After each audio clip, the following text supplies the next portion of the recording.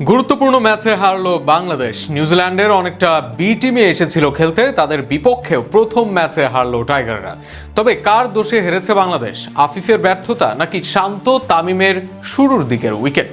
Miraj captain হিসেবে দায়িত্ব নিতে পারেননি নাকি অন্য কিছু?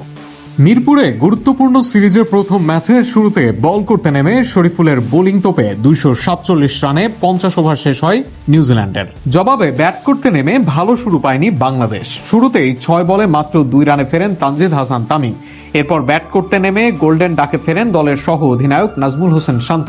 নিজের পছন্দের ফরম্যাটে টানা ব্যর্থ এই টপ অর্ডার ব্যাটার 2 বলে 2 উইকেট হারিয়ে শুরুতে চাপে পড়া বাংলাদেশকে চাপমুক্ত করেন টি-20 দলের ক্যাপ্টেন ও ভাইস ক্যাপ্টেন লিটন সাইফ।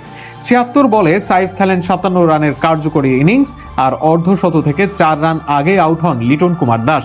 ততক্ষণে বাংলাদেশের রান শত ছাড়ালেও আবারও চাপে পড়ে ডট খেলতে থাকেন হৃদয় আফিফ জুটি। তবে সময় বুঝে এই 2 ব্যাটারি হাত খুলে মারার ট্রাই করেন, ফলে জয়ের দিকে যায় বাংলাদেশ। কিন্তু আবারও ব্যর্থ আফিফ আউট হয়ে ফিরলে চাপে পড়ে সিমন্সের শিষ্যরা। তবে সেই চাপ সামলেও দারুণভাবে জয় ছিনিয়ে নেয় বাংলাদেশ। এর আগে টসে জিতে ব্যাট করার সিদ্ধান্ত নেন নিউজিল্যান্ডের অধিনায়ক টম লেথাম। ব্যাট করতে নেমে শুরুতেই উইকেট হারায় তারা। দলীয় 21 রানে 23 বলে 7 রান করে আউট হন নিক ক্যালি। দ্বিতীয় উইকেটে হেনরি নিকোলসের সঙ্গে 73 রানের জুটি করেন উইল ইয়াং।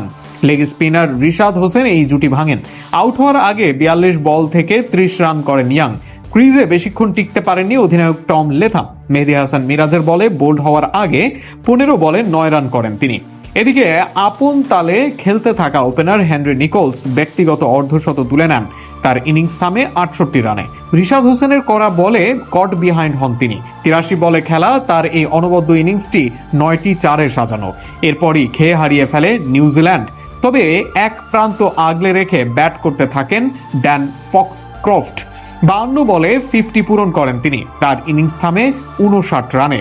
এছাড়া ব্লাইর টিকনার 7, নাথান স্মিথ 20 ও লেনক্স 1 রান করেন।